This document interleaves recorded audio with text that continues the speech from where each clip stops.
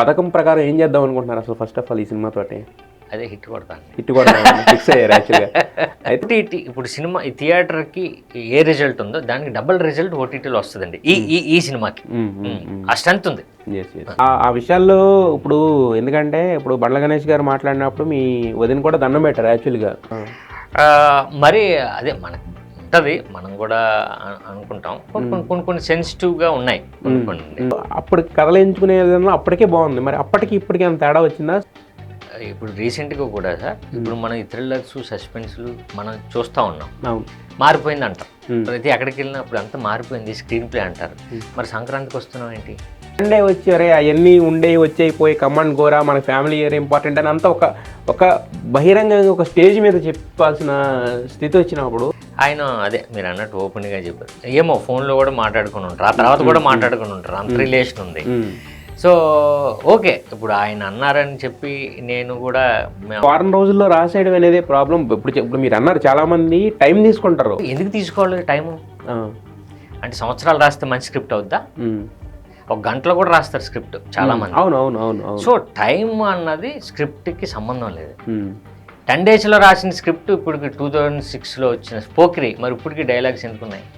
అలా జరిగింది, ఆకాశ విషయంలో అలా జరిగింది. అంటే ఇప్పుడు ఆయన బయట వాళ్ళందరికీ హిట్లు ఇవ్వగలిగిన వ్యక్తి ఇంట్లోకి వచ్చేసరికి ఎందుకంటే కొంచెం అంటే అతి ప్రేమ ఏమైనా చూపిస్తారా స్క్రిప్ట్ మీద? ఒక ఆర్టిస్ట్గా నన్ను అందులో ప్రొజెక్ట్ చేశారు. అలానే నేను ఆకాష్ది మెహబూబా కూడా అంతే ఉంటుంది. ఈ పర్సనల్ లైఫ్ ఎప్పుడు బయట తీసుకురారు. అవును, పెళ్ళయింది నాకు, అయిపోయింది. ఇప్పటికి పెళ్ళి అవ్వకపోతే. Hi hello viewers, welcome to NTV. నేను తారక్. ఒక పథకం ప్రకారం అంటే జనరల్గా ఏంటంటే ఈ మాటని ఇదివరకు చాలా సినిమాల్లో ఏంటంటే ఒక పథకం ప్రకారం అలా చేద్దాం ఇలా చేద్దాం అని చెప్పి ఒక భారీ క్లైమాక్స్కి ముందు అలాంటి వాటిల్లో ఉండేదన్నమాట. సో ఇప్పుడు ఇదే సినిమా టైటిల్గా ఒక సినిమా రాబోతుంది మనకు ముందు. సో సాయిరామ్ శంకర్ గారు అందులో హీరోగా నటించారు. సో ఆయన మనతో ఉన్నారు. ఈ ఒక పథకం ప్రకారం హిట్ కొట్టడానికి ట్రై చేస్తున్నారా, ఒక పథకం ప్రకారం భారీ విజయం కోసం ట్రై చేస్తున్నారా, లేకపోతే అసలు ఒక పథకం ప్రకారం ఎందుకు అనేది పెట్టారనేది ఒకసారి ఆయన అడిగి తెలుసుకునే ప్రయత్నం చేద్దాం. హలో సాయిరామ్ శంకర్ గారు. ఒక పథకం ప్రకారం అన్నారు, అది చాలా వినడానికి చాలా చిన్న మాట కానీ బట్ అది వాడే విషయాన్ని బట్టి చాలా పెద్ద మాట అయిపోతూ ఉంటుంది. ఒక పథకం ప్రకారం ఏం చేద్దాం అనుకుంటున్నారు అసలు ఫస్ట్ ఆఫ్ ఆల్ ఈ సినిమాతోటి? అదే హిట్ కొడతాను. హిట్ కూడా ఫిక్స్ అయ్యారు యాక్చువల్గా. అయితే కానీ ఒక పథకం ప్రకారం అనేది ఒక 2 సంవత్సరాల క్రితం వినిపించిన మాట, తర్వాత ఆగింది, మళ్ళీ ఇప్పుడు బాగా వినిపిస్తుంది. లాస్ట్ టైం కన్నా గతంలో కన్నా ఇప్పుడు బాగా ఎక్కువగా వినిపిస్తుంది. ఏంటి, ఎందుకు ఆగింది ఏంటి? ఎందుకు ఆ రిలీజ్ మూమెంట్లో నాకు సరిగా అనిపించలేదండి. సరిగా అనిపించలేదంటే ఆ రిలీజింగ్ కరెక్ట్గా జరగట్లేదు. పబ్లిసిటీ ఈ సినిమాకి మంచి సినిమా, ఇది నాకు ఉపయోగపడే సినిమా వెళ్ళట్లేదు, నాకు డౌట్ వచ్చిందండి. అదే మన డైరెక్టర్ ఆయన ప్రొడ్యూసర్ కాబట్టి ఎక్స్ప్రెస్ చేశా, ఆయనకు కూడా డౌట్ ఉంది. నేను ఓపెన్ అయ్యాను కాబట్టి ఆయన ఓపెన్ అయ్యి ఇక డెసిషన్ తీసుకున్నాడు, వద్దులే అన్నయ్య అన్నాడు, అంతే ఆపేసామండి.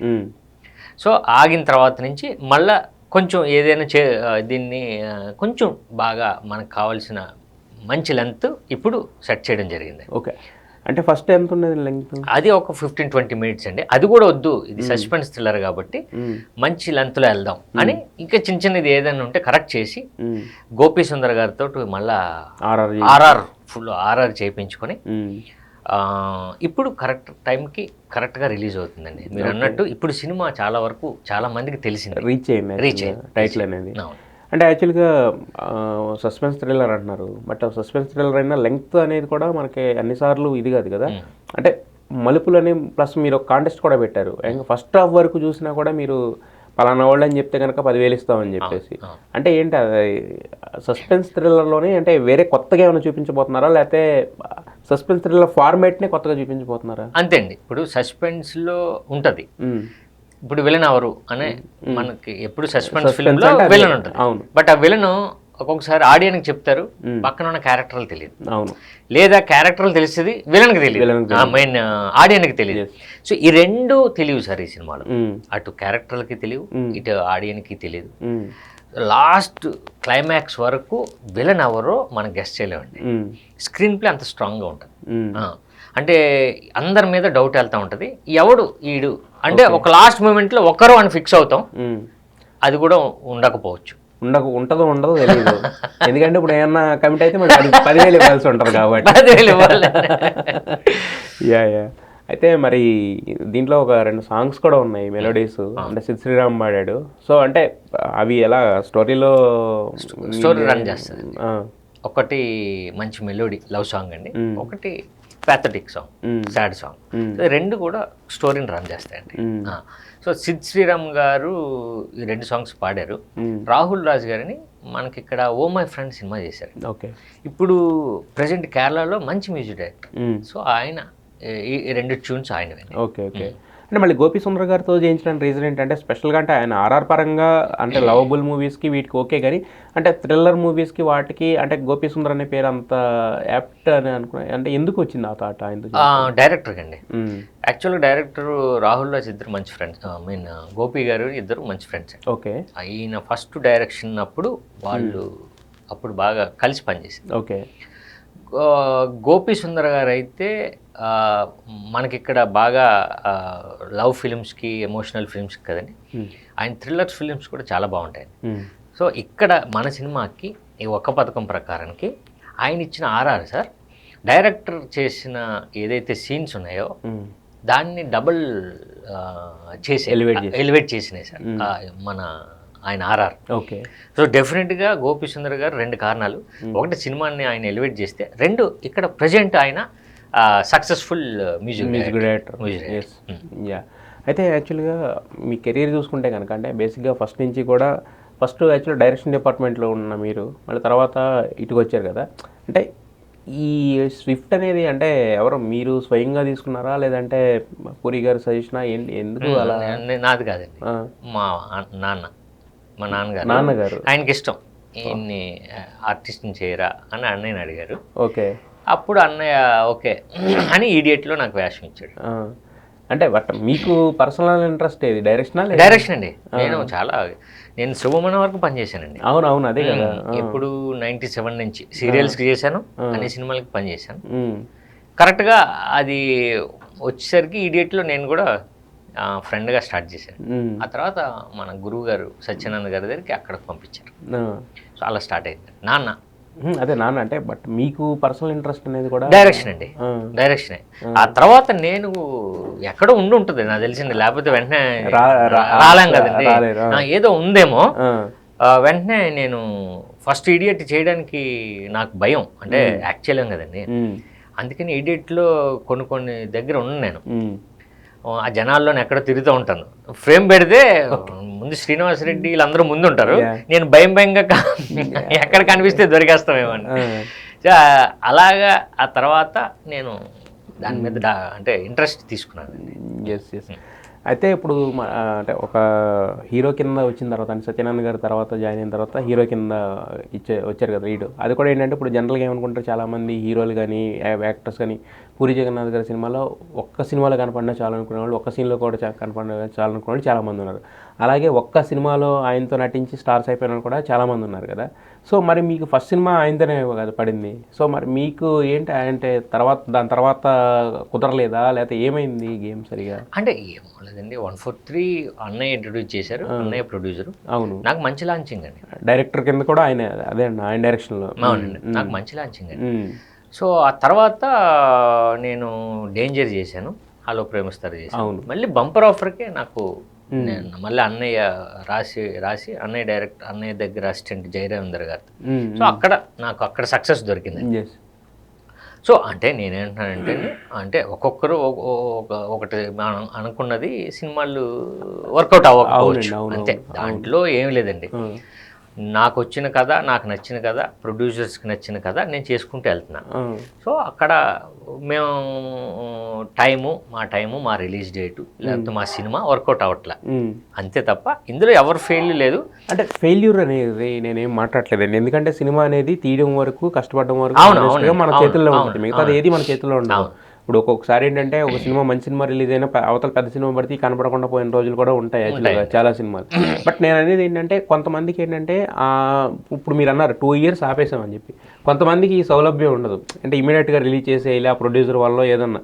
బట్ మీకు ఒక ఎన్మాలో ఒక చిన్న కంఫర్ట్ జోన్, అంటే ఒక చిన్న లగ్జరీ అని నేను చెప్పను, ఒక కంఫర్ట్ జోన్ అయితే ఉంది కదా. అంటే ఇమీడియట్గా సినిమా చేయకపోతే నాకు నెక్స్ట్ ఇబ్బంది అవుతుంది, ఫైనాన్షియల్గా అలాంటిది లేదు కదా, ఎందుకంటే అప్పుడు జగన్ గారు ఫుల్ ఇల్లు ఉన్నారు కాబట్టి.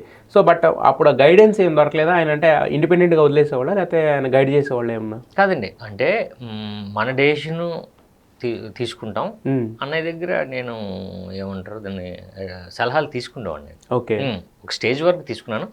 బంపర్ ఆఫర్ తర్వాత మళ్ళీ అన్ని కథలు ఏంటని చెప్తాను. ఇప్పుడు చేసే సినిమా కమిట్ అయిన కథ ఇది అని చెప్పేవాడిని అండి.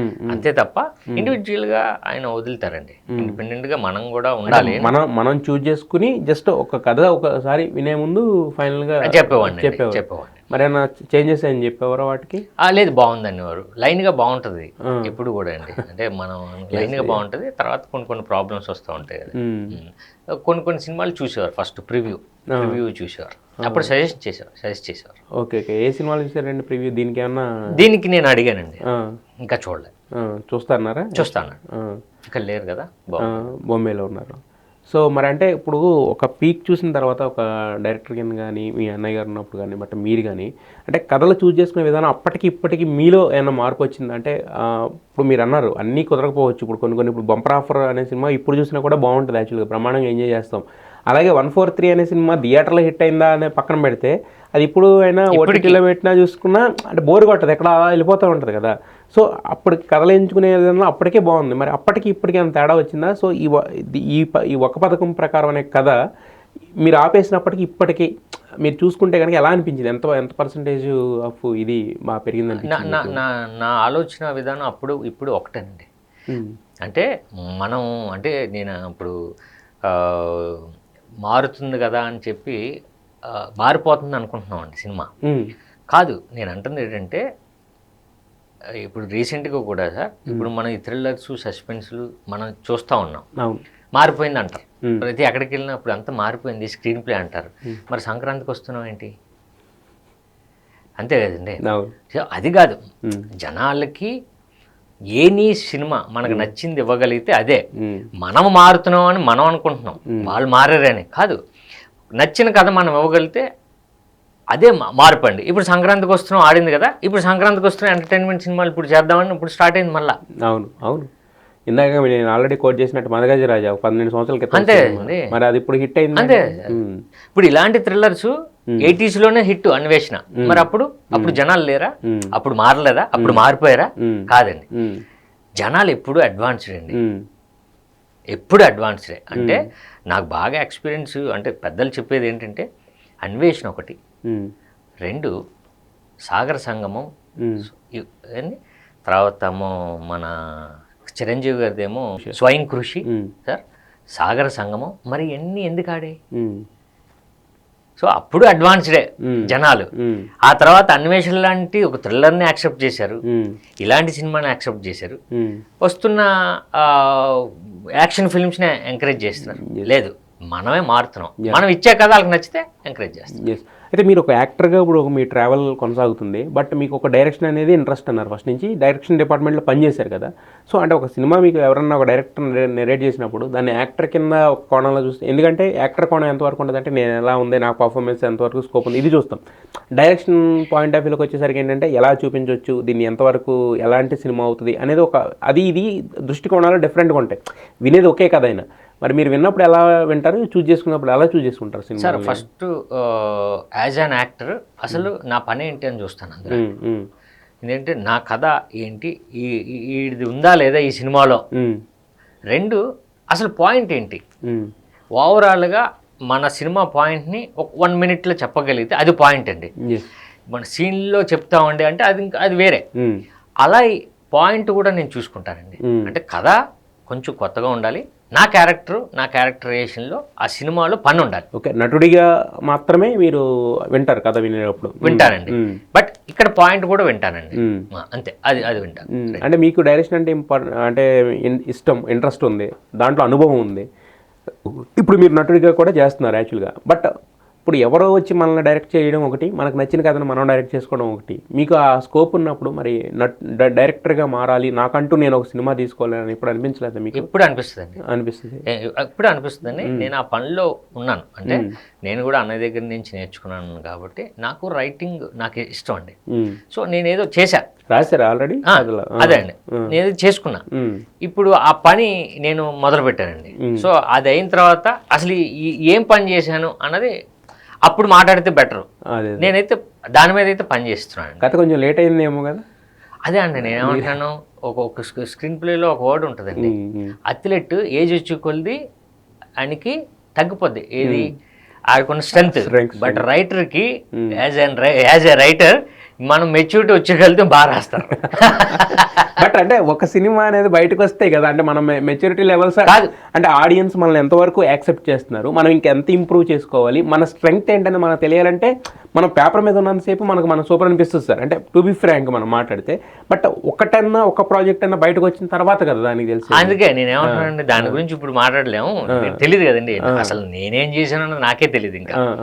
సో మీరు అన్నారు కదా లేట్ అని, లేట్ కొందరికి ఉపయోగపడుతుంది, కొందరికేమో అదే కొన్ని విషయాల్లో కొన్ని డిపార్ట్మెంట్లో లేట్ కూడా ముఖ్యమే. అదేలే కొన్ని అంటే టీ అనేది అప్పటికప్పుడు వేడిగా తాగితే బాగుంటుంది, కొన్ని ఉంటాయి అవి ఏజ్ గడిచే కొద్దీ వాటికి ఒక వాల్యూ పెరిగిపోతూ ఉంటుంది, $100 $200 $1000 అవుతూ ఉంటుంది. సో అలా అనమాట. సో అయితే యాక్చువల్గా మీరు ఎంత కాదనుకున్నా అంటే పూరి గారి టాపిక్ వచ్చిన తర్వాత మీతో మాట్లాడాలని అనుకుంటారు చాలామంది, చాలా విషయాలు తెలుసుకోవాలనుకుంటారు, రకరకాలుగా ఉంటాయి క్వశ్చన్స్. బట్ నా విషయం ఏంటంటే పూరి గారు పని అయిపోయిందని ప్రతిసారి చాలామంది అనుకుంటూ ఉంటారు, పడిపోయాడు ఇంకా లెగడని చాలామంది అనుకున్నప్పుడు, అంటే కనీసం సంపాదించుకున్న ఇల్లు అమ్మేసి, ఇష్టంగా పెంచుకున్న కుక్కలను అమ్మేసి, సొంతంగా డిజైన్ చేయించుకున్న ఆఫీస్ని అమ్మేసి రోడ్డు మీదకి వచ్చేసి నా రోజుల నుంచి కూడా మళ్ళీ ఇమీడియట్గా బౌన్స్ బ్యాక్ అయితే అంతకన్నా పెద్ద ఇల్లు, పెద్ద లగ్జరీ లైఫ్ చూసిన వ్యక్తి కదా. సో అంటే ఈ పడడం లెగడం అనేది ఓకే, బట్ కాకపోతే మీకు ఏమనిపిస్తుంది సార్, అంటే ఈ రిస్క్ అనేది ఖచ్చితంగా తీసుకోవాలి, ఇండస్ట్రీలో అందరూ తీసుకోరు, ఎవరు తీసుకోరు, ఒక పూరి గారు ఎందుకు తీసుకుంటారు అనిపిస్తుంది మీకు? అదేనండి, ఆయన ఫస్ట్ మీరు అన్నట్టు ఆయన ఎప్పుడు అదే, ఇప్పుడు ఇంతకుముందు మన దగ్గర లేదు కదా, ఇప్పుడు వచ్చింది మళ్ళీ లేదు, ఓకే మళ్ళీ రేపు వస్తుంది. ఆయన మెంటాలిటీ అంటే ఆయనలో ఉన్న ఏంటంటే మనం రాయగలం, మనం ఆయన దగ్గర ఉన్న స్ట్రెంత్ రైటింగ్ స్కిల్, ఇంకొకరి మీద ఎవరి మీద డిపెండ్ అవ్వాల్సిన అవసరం లేదు. కథ గురించి ఎదుర్కోవాలి, ఒక నెల 2 నెలలు కథలు దొరకవు, ఆయన అలాగ కాదు, ఇలా కూర్చుంటే రాసుకోగలరు. సో నా దగ్గర స్ట్రెంత్ ఉంది, ఓకే ఫైనాన్షియల్గా మనకు ప్రాబ్లం వచ్చింది, దానికి ఒక సినిమానో లేకపోతే ఒక వ్యక్తితో అవ్వచ్చు, బట్ అది పక్కన పెడదాం, నెక్స్ట్ ఏంటి, నెక్స్ట్ మనం రాసుకుందాం, చేద్దాం, రిస్క్ అండి. అంటే ఒకటే ఏంటంటే సినిమా గురించి మాట్లాడుకుంటే సినిమాలో ఇది జరుగుతూ ఉంటుంది, సినిమా ఇండస్ట్రీలో జరుగుతూ ఉంటుంది, బట్ కొందరు తీసుకోరు కదండి. బట్ ఈయన అలాగ కాదు, ఆయన దాన్నే నమ్ముకున్నారు కాబట్టి దాని మీద బతుకుతాం. ఇప్పుడు ఎగ్జాంపుల్ చెప్తాను, ఆయనేమో సినిమాకి సంబంధించిన వరకు ఆయన బాగా ఇష్టం కాబట్టి ఆయన కెమెరా కొన్నారు 143 టైంలో. ఓకే, కెమెరా అప్పుడు యారీ. సో అప్పుడు అది ఎంతండి, చాలా కాస్ట్లీ అవును కదా. అవును, కానీ ప్యారలల్గా ఆ ఇన్వెస్ట్మెంట్ ఇప్పుడు పెట్టుంటే, ఒక ల్యాండ్ మీద పెట్టుంటే కొన్ని కోట్లు అయ్యేది, కానీ అదే ఇంట్రెస్ట్ అండి. అసలు ల్యాండ్స్ కానీ ఇవి కొందామని అదే అంటున్నాను, మనం టెక్నీషియను ఆయన టెక్నీషియను దాని మీదే వెళ్దాం. అందుకనే అండి సర్వైవ్ అవుతున్నారు అంటే కారణం ఏంటంటే మన వెనక అది కాదు, మనతో ఇది ఉంది, మన వెనక అది ఉందంటే కొంచెం చల్లారిపోద్దండి. చల్లారదు కానీ, బట్ కాకపోతే ఇప్పుడు మనం ఇప్పుడు ఒక ₹1,00,000 వచ్చినాయి అనుకోండి సార్, ₹1,00,000 రేపు పొద్దున్న మళ్ళీ ఇంకొక అడ్వాన్స్ వస్తుంది, ₹1,00,000 ఖర్చు పెట్టే ఒక 50,000 అన్నా బ్యాంకు దాంట్లో దాచుకుంటాం. ఎందుకంటే మనం యాజ్ అన్ యాక్టర్గా ఇప్పుడు మీరు వెళ్ళాలంటే ఒక పార్లర్కి వెళ్ళాలి, ఒక నీటి కొంచెం రెడీ అవ్వాలి, ఒక డ్రెస్ అప్ ఉండాలి, తర్వాత ఒక చిన్నగా తిరగడానికి ఒక కారు ఉండాలి, ఇవన్నీ చూసుకుంటాం కదా, ఆ ప్లానింగ్ అనేది కూడా ఉంటుంది. ఆయన అదే ఒక ఇంటర్వ్యూలో ఇది ఇలాగ అడిగితే నేను అంటే ఆ డబ్బును ప్రేమించలేదేమో అన్నాను, అంతే సింపుల్. కాకపోతే డబ్బును ప్రేమించకపోతే అంటే మన ఒక్కళ్ళే ఉన్నారు, మీరు ఒక్కళ్ళే ఉన్నారు అనుకోండి సార్, అదొకే మీ అప్ టు దమ్ అంటాం. బట్ కాకపోతే మనకు ఒక ఎన్మల్ ఆఫ్ ఫ్యామిలీ ఉన్నప్పుడు, మనల్ని నమ్ముకుని ఒక టీం ఉన్నప్పుడు నిజమేనండి. ఇప్పుడు అంటే ఇప్పటి నుంచి కొంచెం ఆయన అంటే కొంచెం జాగ్రత్త తీసుకుంటున్నారు. మరి ఇప్పుడు ఏంటి సార్ ఇప్పుడు నెక్స్ట్ అంటే ఇప్పుడు దీంతో డబుల్ స్మార్ట్ తర్వాత కూడా ఇంకా అసలు ఏమీ లేదు అన్నట్టు అయిపోయింది పరిస్థితి. ఏ అప్డేట్లు లేవు, ఏమీ లేవు. జనగణమన ఆయన డ్రీమ్ ప్రాజెక్ట్ క్యాన్సిల్ అయిపోయింది. ఇప్పుడు మరి ఏంటి అసలు ఏం జరుగుతుంది? ఏదో జరుగుతుందండి. స్క్రిప్ట్ అయితే రాస్తున్నాను అన్నారు, ఏం జరగకుండా ఉండదుగా, అంతే కదా. అదే అంటే మీ ఇద్దరి మధ్య అంతే ఉంటుందా సంభాషణలో? సంభాషణ నాకు అవసరమైనప్పుడు ఫోన్ చేస్తానండి, ఇమీడియట్గా మాట్లాడతాడు అంతే. బట్ అడుగుతా ప్రాజెక్టులు ఏంటి, నెక్స్ట్ ఏంటి, ఇదేంటి, ఎవరన్నా ఏంటి, ఇప్పుడు ఇది కాంబినేషన్ ఏదో వచ్చింది కరెక్టా కాదా, కరెక్టరా లేదు కాదా, అంతే. ఓకే, అంతవరకే. అంటే ఇప్పుడు ఒక బాధలో ఉన్నప్పుడు ఏంటంటే ఇంట్లో వాళ్ళకి చెప్పుకోగలుగుతాం. అంటే మన ఎవరైతే లైఫ్ పార్ట్నర్ ఉంటారో వాళ్ళకి షేర్ చేసుకుంటాం, మన బ్లడ్ రిలేషన్ ఎవరు ఉందో వీళ్ళకి షేర్ చేసుకుంటాం, మన ఫ్రెండ్స్ ఎవరు ఉన్నారో వాళ్ళకి షేర్ చేసుకుంటాం. సో అంటే ఇలాంటివి ఏమైనా ఫైనాన్షియల్ స్ట్రగుల్స్ వచ్చినా లేదంటే ఏదైనా మానసికంగా బాధ వచ్చినా అంత పంచుకునే అంత చనువు ఉందా మీ ఇద్దరి మధ్య? అంటే అదే అంటున్నాను, నేను ఏమంటున్నానంటే ఆయన అదే ఫైనాన్షియల్గా ఉన్నప్పుడు కూడా మనమేం అక్కడ అంటే మన అంటే ఆయనతో పాటు ఉంటాం తప్పండి. ఓకే, ఇప్పుడు దాన్ని షేర్ చేసుకుని అది ఉంటుంది కదండి, అంటే ఆ బాధని మనం అంటే పంచుకోగలం తప్ప దాన్ని ఎలాగన్నది లేదు. అలాంటిది అయితే ఫ్యామిలీలో అయితే అది ఉందండి, ఉంటుంది ఏంటని అంటే ఏదో. ఎందుకంటే కొంతమంది రాము గారితో ట్రావెల్ చేసిన వాళ్ళందరూ ఇది ఉండదు జనరల్గా. వాళ్ళు బాగా అంటే భయంకరమైన మొండిగా ఉంటారు. వాళ్ళు ఎవరితో పంచుకుంటాం కానీ బయటపడడం కానీ ఏం ఉండదు. లేదు అంటే అన్నయ్య కూడా ఇలా అయిపోయింది అని దానికేం షేర్ చేసుకోడండి. బట్ ఇలా అయిందిరా 2 ముక్కల్లో చెప్తాడు ఉన్న మ్యాటర్నే, మరి దానిలో సాగదీసేయం లేదు. అవును ఇలా జరిగింది, చూడాలి ఏమవుద్దో అంటే ఆయన సినిమాల్లో ఉన్నట్టు ఉంటుంది తప్ప అంతే. పాత సినిమాల్లో ఉన్నట్టు పేజీలు డైలాగులు ఉండవు. ఫాస్ట్ స్క్రీన్ ప్లే లాగా ఫాస్ట్ డైలాగ్స్ లాగా ఒక 2 ముక్కలు తేల్చేస్తాడు. అయితే ఇప్పుడు అంటే మీరందరూ కలిసి ఉంటారా లేదా ఎవరిదో వాళ్ళు సపరేట్ అనేది ఉంటుంది సార్? ఎవరైనా సపరేట్గా ఉంటారు కదండి, ఎవరు మీరు మేము అందరం కూడా పెళ్ళిళ్ళు అయిన తర్వాత అందరూ సపరేట్గా ఉంటారు. అంటే సపరేట్ అంటే నేను అనేది కొంతమంది ఏంటంటే ఇప్పటికీ స్టిల్ ఒకే ఇంట్లో ఉండడం కానీ ఒకరు 100కి కాదండి 1000కి ఒకరు ఉంటారు. అది లేదు ఇప్పుడు 1000కు అలా అదృష్టవంతం కదండి. సో ఇప్పుడు ఎవరు ఇండివిజువాలిటీ ఎవరు సపరేట్గా కదండి. ఇప్పుడు మనం చూసినా ఇప్పుడు ఇక్కడ నుంచి మనం హైదరాబాద్లో 10 కిలోమీటర్లు చేసినా మనకు దొరకరు. నాకు తెలిసిన వ్యక్తి ఎవరో ఒకరు ఉన్నారు అంతే, అది కూడా మీకు తెలియకపోవచ్చు. ఎవరు ఉన్నారు అంతే, ఒకరిద్దరు, అది పాసిబుల్ కదండి. మారిపోయింది ఇప్పుడు. మీ పర్సనల్ ఎప్పుడు బయట తీసుకురారు? అవును అవును, పెళ్ళయింది నాకు, అయిపోయింది. ఇప్పటికి పెళ్ళి అవ్వకపోతే చెప్పలేం కాదు సార్, మీరు పూరి గారు తమ్ముడు. ఇప్పటికీ పెళ్ళి అవ్వకపోతే అది కరెక్ట్ కాదు కదా.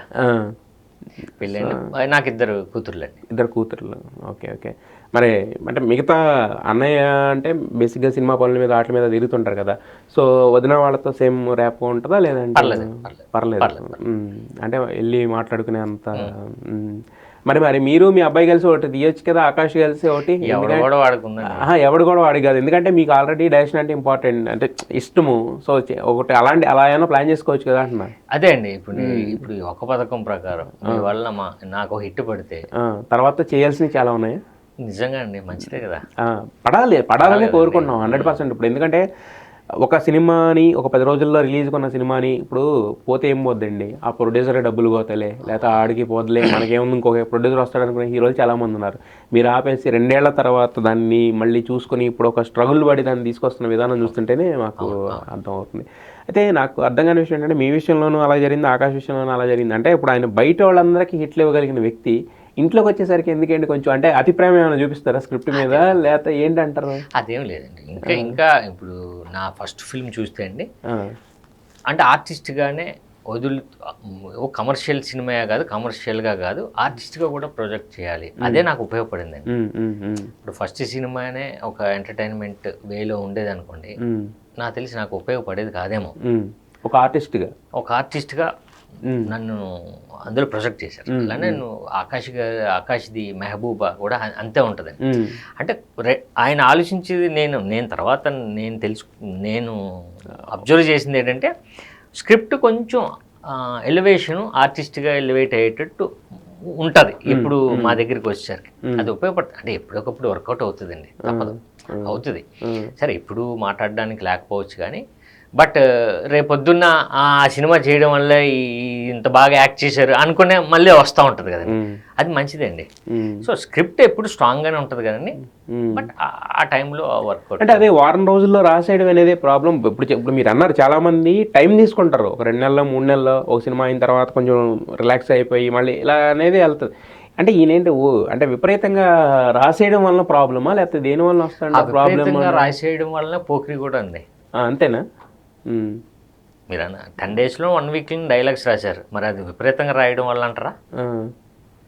అలా కాదు సార్, అది కుదురుతుంది అసలు. అంటే ఎందుకు తీసుకోవాలి టైము? అంటే సంవత్సరాలు రాస్తే మంచి స్క్రిప్ట్ అవుద్దా? ఒక గంటలో కూడా రాస్తారు స్క్రిప్ట్ చాలా మంది. అవును. సో టైం అన్నది స్క్రిప్ట్కి సంబంధం లేదు. 10 daysలో రాసిన స్క్రిప్ట్ ఇప్పుడు 2006లో వచ్చిన పోక్రీ, మరి ఇప్పటికి డైలాగ్స్ ఎందుకున్నాయి? సో అది కాదు, టైం తీసుకొని సంవత్సరాలు తీసుకొని ఫ్లాప్లు లేవా? సో అది కాదు సార్, ఇంకంతే. అంటే ఆయన స్టైల్ ఏంటంటే ఒకటి వచ్చిందంటే వెళ్ళిపోతుంటుంది పెన్ను. ఇక అది మనకి మీరు అన్నట్టు ఇక మరి మీ స్టైల్ మీరు నాకు తెలియదండి, అదే కాదు. అంటే ఓకే, అది వచ్చిందా రాలేదు పక్కన పెడదాం సార్. అంటే మీది ఎలా ఉంటుంది అంటున్నా, మీరు రాసే విధానం మీకు అంటే పర్లేదా? కొంతమందికి పెన్ను కదలడం అనేది కొంచెం స్లో ఉంటుంది, నాకు కొంచెం పెన్ కదులుతుందండి. పర్లేదు, మీకు కూడా పని చేశాను కాబట్టి. జీన్స్ ఉన్నాయి కదా, జీన్స్ ఒకే కుటుంబం కదులుతుందండి.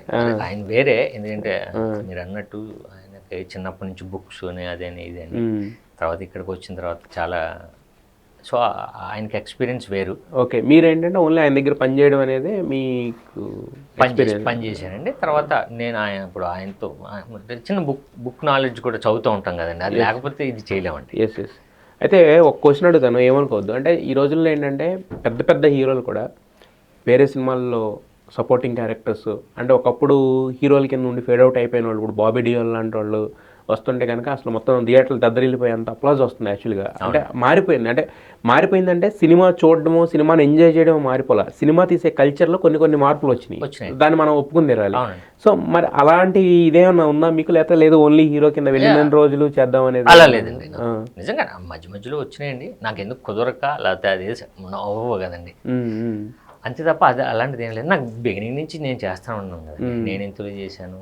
అవును, అంటే అవి అంటే ఇప్పుడు అంటే ఫుల్ ప్లెజ్డ్ హీరోగా రాకముందు లేదు, 143 తర్వాతే కదండి. 143 అయినా ఇప్పుడు జగన్ గారి సినిమా అంటే ఒక చిన్న క్యారెక్టర్ ఇస్తున్నాను చేసేవాళ్ళు పెద్దవాళ్ళు చాలా మంది ఉంటారు కదా. ఈ మధ్య కూడా వచ్చినాయండి, కానీ కుదరలేదు. బట్ అలాంటిది ఎందుకంటే ఒక మంచి ఆర్టిస్ట్గా మీరు ఉన్నారు సార్ ఇన్ని సంవత్సరాలు. అంటే సినిమా హిట్ అయినా ఫ్లాప్ అయినా పట్టించుకోకుండా ఒక కన్సిస్టెంట్గా వచ్చిన కథలన్నింటినీ వింటూ మళ్ళీ వాటిలో ఫిల్టర్ చేసుకుంటూ ముందుకెళ్ళడం అనేది అది చాలా చిన్న విషయంలా కనిపిస్తుంది, కానీ చిన్న విషయం కానే కాదు, చాలా పెద్ద విషయం.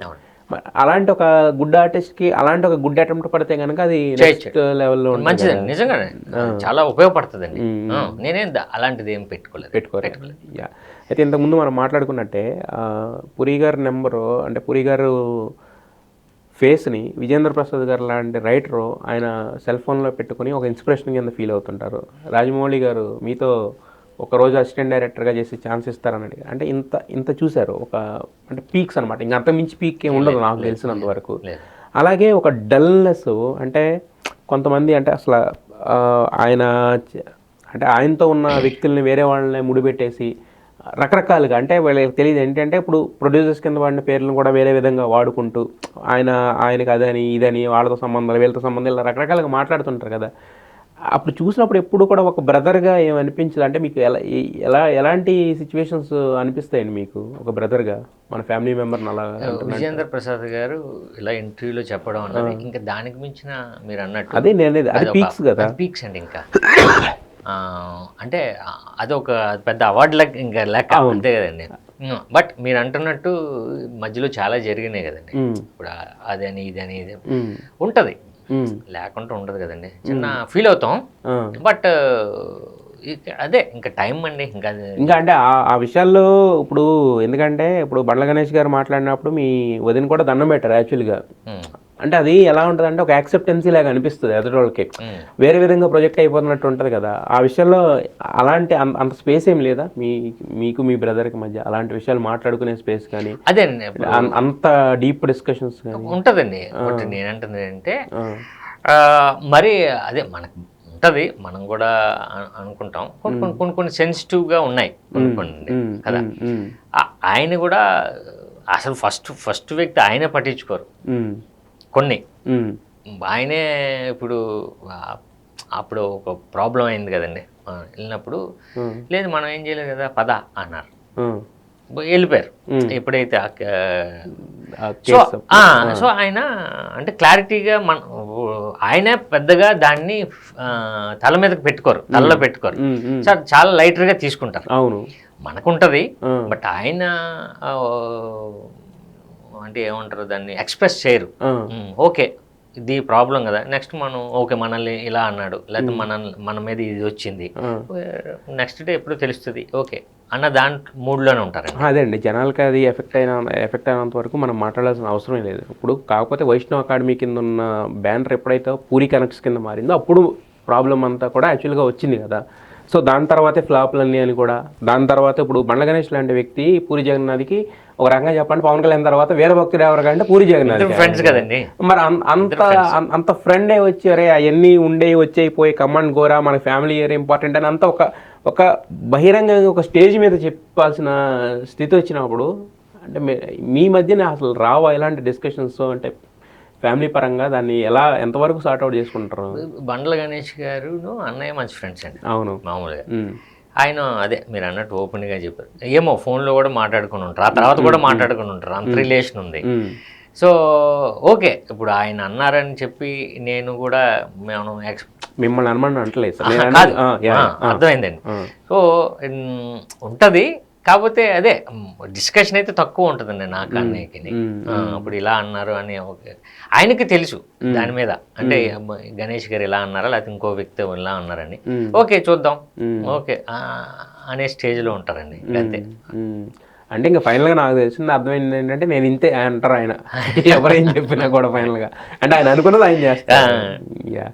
అయితే మీరు ఇంతకుముందు చెప్పిన విధంగానే అంటే ఈ సినిమా హిట్ అవ్వాలని ఖచ్చితంగా మనస్ఫూర్తిగా కోరుకుంటున్నామండి. బట్ కాకపోతే ఏంటంటే మీలో ఉన్న డైరెక్షన్ మెటీరియల్ కూడా చూడాలని ఉంది యాక్చువల్గా. ఇప్పుడు ఎందుకంటే మీకు చాలామంది స్టార్స్తో ఉంది, బట్ కాకపోతే ఏంటంటే ఒక చిన్న సినిమా చేసినా ఒక పెద్ద సినిమా చేసినా మిమ్మల్ని మీరు ఎలా ప్రజెంట్ చేసుకుంటారని చూడాలని. దాని తర్వాత ఏంటంటే ప్రతి ఒక్కళ్ళు ఇదివరకు ఏంటంటే ఒక డైరెక్షన్ అంటే డైరెక్షన్లో ఆగిపోయేవాళ్ళు, తర్వాత యాక్టింగ్ అంటే యాక్టింగ్లోనే ఆగిపోయాడు. ఇప్పుడు ఫస్ట్ డైరెక్షన్లో మొదలు పెడుతున్నారు, పీక్స్ చూసేసిన తర్వాత యాక్టింగ్లోకి వస్తున్నారు, పీక్స్ చూసేసిన తర్వాత వేరే దాంట్లోకి వెళ్తున్నారు. అంటే 24 క్రాఫ్ట్స్లో ఇప్పుడు ఎవరైనా ఏదైనా చేసే సౌలభ్యం ఇప్పుడు వచ్చింది యాక్చువల్గా ఒక రకంగా చెప్పాలంటే.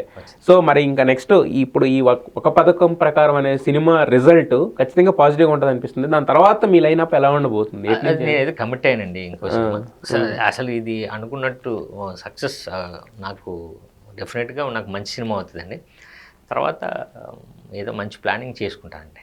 ఇంకా ఇప్పుడేం అనుకోలేదు, ప్లానింగ్ చేయలేదు అప్పటికప్పుడు అన్ని ఏం లేదు, అంటే రిజల్ట్ని బట్టి కూడా కొన్ని మారిపోతాయి కదండి. సో సినిమా ఇండస్ట్రీలో ఒక శుక్రవారం చాలు దేనికైనా కూడా, ఒక ఫ్రైడే అనేది మన ఇది మార్చేస్తూ ఉంటుంది. ఖచ్చితంగా ఈ ఫ్రైడే ఎందుకో అంటే ఈ సినిమా మీద ఉన్న వైబుని బట్టి చూస్తుంటే కనుక ఈ ఫ్రైడే మీకు మంచి ఫ్రైడే, గుడ్ ఫ్రైడే అయ్యే అవకాశం ఉందని అనిపిస్తుంది. సో బట్ కాకపోతే ఏంటంటే ఆల్రెడీ మీకు ఒక హిట్ ఉంది ఆల్రెడీ ఇంతకుముందు, అంటే మన బంపర్ ఆఫర్ అనేది, అంటే ఒక హిట్ అంటే ప్యూర్ క్లీన్ హిట్ అంటే బంపర్ ఆఫర్ యాక్చువల్గా. సో దాని సీక్వెల్ కూడా వస్తుందని చెప్పి అనౌన్స్మెంట్ ఒకటి అయింది కదా. అప్పుడు కరోనాలో బాగా స్ట్రగుల్ అయిపోయాం కదండి, అప్పుడు దానివల్ల ప్రీ ప్రొడక్షన్ కూడా అయిపోయిందండి. అది కొంచెం పాజిలోకి వెళ్ళిందండి. ఇప్పుడు కొంచెం ఇది నాకు బలాన్ని ఇస్తే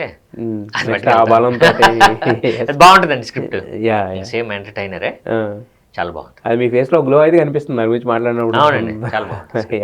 అయితే ఒక యాక్టర్ కింద మనం అంటే యాక్టింగ్ చేస్తాం ఇదంతా ఒకటే, బట్ కాకపోతే ఏంటంటే ఫిజికల్గా మనల్ని మనం చెక్కుకోవడం, అలా మలుచుకోవడం, అలా ఉంచుకోవడం కూడా ఇంపార్టెంటే కదా సినిమాలను బట్టి.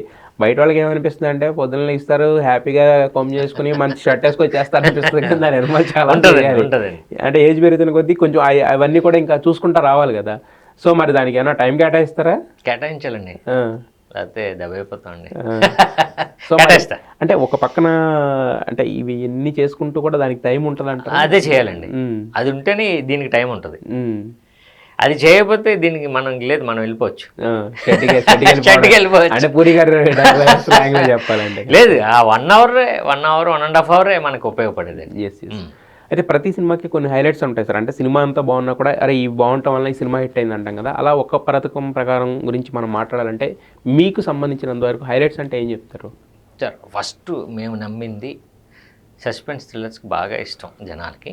ఇందులో సస్పెన్స్ చాలా బాగుంటుంది. అంటే ఆ విలన్ ఎవరో అన్నది మనకు క్యూరియాసిటీ ఉంటుంది సార్. అది సినిమాకి మంచి స్ట్రెంత్ మాకు ఈ సినిమా కథ వరకు. తర్వాత మీకు బీజిఎమ్స్ కానీ ఫస్ట్ స్టాండర్డ్ డిఓపి అండి. కెమెరా వర్క్ ఎక్స్ట్రాడినరీ ఉంటుంది. ఓకే. ఆయన మీరు బాలీవుడ్ కెమెరామెన్ అండి, మలయాళీ. ఆయన గ్యాంగ్స్ ఆఫ్ వసీపూర్ అని పేరైనా ఉంటారు. దేవుడి, చాందినీ బర్ ఆ డిఓపి. ఇప్పుడు ఒక 10 మందిని తీసుకుంటే ఇండియాలో ఆయన ఒకడు టాప్. ఆయన రావడం వల్ల ఏమైందంటే వెరీ రియలిస్టిక్ ఉంటుందండి సినిమా. ఇప్పుడు మనం నెట్ఫ్లిక్స్లో సిరీస్ చూస్తాం, అరే అమ్మ భలే ఉందరా అనుకుంటాం, ఆ స్టాండర్డ్లో ఉంటుంది. అంటే నెట్ఫ్లిక్స్లో వచ్చిన ఇండియన్ ఒరిజినల్స్ లాగా మన ఈ సినిమా ఉంటుందండి. అన్ని క్రాఫ్ట్స్ కూడా అంటే 6 నేషనల్ అవార్డ్ విన్నర్స్ దీన్ని చేయడం వల్ల స్ట్రెంత్ బాగా వచ్చిందండి సినిమాకి. సో కొత్తగా ఫీల్ అవుతాం. అంతా సముద్రగాని గారు ఉన్నారు. అంటే ఇప్పుడు ఈ మధ్యకాలంలో ఏమవుతుందంటే ఒక థియేటర్లో ఎలా పెర్ఫామ్ చేసినా కూడా ఓటీటీ అనేది ఒక మెయిన్ సోర్స్ ఆఫ్ రిసోర్స్ కింద అయిపోయింది. అంటే థియేటర్లో హిట్ ఉన్నా లేకపోయినా ఓటీటీలో కనుక బాగా ఫ్లరిష్ అవుతుంటే కనుక ఆఫర్స్ వస్తున్నాయి, అట్లీస్ట్ వాళ్ళకి ఓటీటీ మార్కెట్ ఉందని చెప్పి. సో మరి ఈ సినిమాకి ఓటీటీ పరంగా కూడా ఏమన్నా టాక్స్ ఎప్పుడైతే మనకి ట్రైలర్ అది రిలీజ్ చేసామండి వచ్చిందండి, అంటే డిస్కషన్స్ జరుగుతున్నాయి. ఓటీటీ ఇప్పుడు సినిమా ఈ థియేటర్కి ఏ రిజల్ట్ ఉందో దానికి డబుల్ రిజల్ట్ ఓటీటీలో వస్తుందండి ఈ సినిమాకి. ఆ స్ట్రెంత్ ఉంది. సో మొత్తానికి అంటే మీరు చెప్తున్న మాటలను బట్టి చూస్తుంటే కనుక ఖచ్చితంగా ఇంతకుముందు మనం మాట్లాడుకున్నట్టు ఈ శుక్రవారం మీరు కొట్టే అవకాశాలు అయితే కొట్టాలండి. సో కొట్టాలని కూడా మనస్ఫూర్తిగా కోరుకుంటున్నాం సార్. ఎందుకంటే కన్సిస్టెంట్గా సినిమానే నమ్ముకొని ఇంకా వేరే ఏం పట్టించుకోకుండా కన్సిస్టెంట్గా వెళ్ళే యాక్టర్స్ కానీ దానికి అంకితమైపోయిన టెక్నీషియన్స్ ఎవరైనా కూడా చాలా తక్కువ మంది ఉంటారు అనమాట. దాంట్లో మీరున్నారు కాబట్టి ఖచ్చితంగా మీలాంటి వాళ్ళు నిలబడితే ఏమవుద్దంటే ఒక 10 సినిమాలు ఒక మంచి ప్రయత్నం చేసే ఒక కొంతమంది డైరెక్టర్లు కానీ కొంతమంది ప్రొడ్యూసర్లు కానీ మంచి జరిగే అవకాశం ఉంటుంది. కాబట్టి ఖచ్చితంగా మనస్ఫూర్తిగా మీకు మంచి రిజల్ట్ రావాలని కోరుకున్నాం సార్. ఈ సినిమా సూపర్ సక్సెస్ అవ్వాలని, సక్సెస్ అయిన తర్వాత మళ్ళీ సక్సెస్ విషయాలతో మాట్లాడుతున్నాం కదా sir. Wish all the best sir. Yes.